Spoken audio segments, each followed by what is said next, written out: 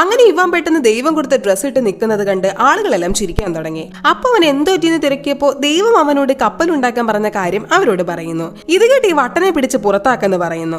അപ്പൊ ഈ സംഭവം എല്ലാം ടിവിയിൽ കണ്ട് നാണക്കേട് സഹിക്കവയ്യാതെ ഇവന്റെ ഭാര്യയും മക്കളും അവനെ വിട്ടു പോകുന്നു. അങ്ങനെ ഇവൻ ആരുടെയും സഹായമില്ലാതെ ഒറ്റയ്ക്ക് കഷ്ടപ്പെട്ട കപ്പലുണ്ടാക്കാൻ തുടങ്ങി. കുറെ നാൾ കഴിഞ്ഞ് അവന്റെ ഭാര്യയും മക്കളും തിരികെ വന്നു. നോക്കുമ്പോ ഇവൻ വയസ്സിനെ പോലെ താടി മുടിയൊക്കെ നരച്ച് വല്ലാതെ നിൽക്കുന്നു. കൂടാതെ ഇവനെ ജോലിയിൽ സഹായിക്കാൻ വേണ്ടിയിട്ട് ഒരുപാട് പക്ഷി മൃഗങ്ങളും ഒക്കെ അവിടെ ഉണ്ടായിരുന്നു. അങ്ങനെ എല്ലാരും കൂടി ഒരു ജയന്റ് കപ്പൽ ഉണ്ടാക്കിയെടുത്തു.